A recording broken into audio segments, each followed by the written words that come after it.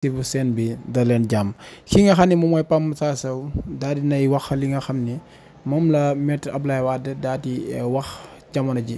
ñu ne nag maître Abdoulaye Wade moom moo ko wax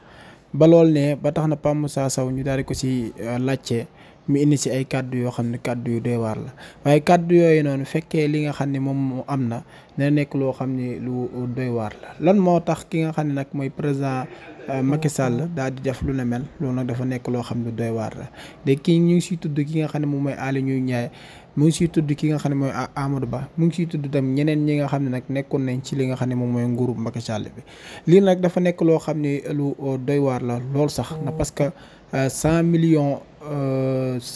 li nga xam ne moom mooy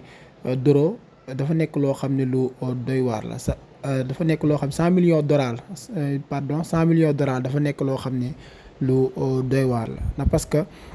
loolu noonu xaalis boo xam ne bëri boo xam ne dafa nekk loo xam ne lu doy waar la te loolu nag fekkee am na dina nekk loo xam ne nekk na loo xam ne dinañ gën a gis ni ki nga xam ne moom mooy Macky Sall daanaka lu ñu ko doon jiiñ da ko doon def na parce que fekkee dafa jëloon alalu askan bi ak ñi nga xam ne ñoom ñoo féete woon ci moom di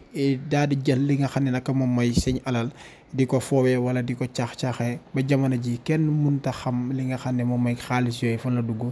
loolu nag day dëggal ki nga xam ne nag moom mooy Ousmane Sonko ci li nga xam ne moom mooy lu mu doon jiiñ li nga xam ne mooy Macky Sall boobu ba léegi te amaana ma ngi feeñ par nànk-nànk waaye liggéey bi rek moom moo yéex lu ci mënta topp rek ñi nga xam ne nag ñoom ñooy patriotes yi foofu nag dañ fay taxaw carrément na parce que daanaka lii nga xam ne moom la Ousmane Sonko ak ñi nga xam ne ñoom lay àndal daal di liggéey am na ñenn ñi nga xam ne nag ñoom ñoo nekk ci réseaux sociaux yi di ko yàq na parce que dama gis ni li nga xam ne nag moom la ñuy doxee jamono ji teguñu ko ci li nga xam ne moom mooy benn yoon fekkee ku wax nga jug daal di tontu kon yow kañ ngay liggéey dañuy wax naan nit ki sooy dox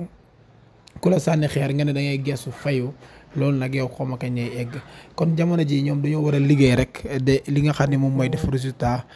bàyyi ñi nga xam ne ñoom ñoo leen di sànni xeer ndax loolu la ñuy àddese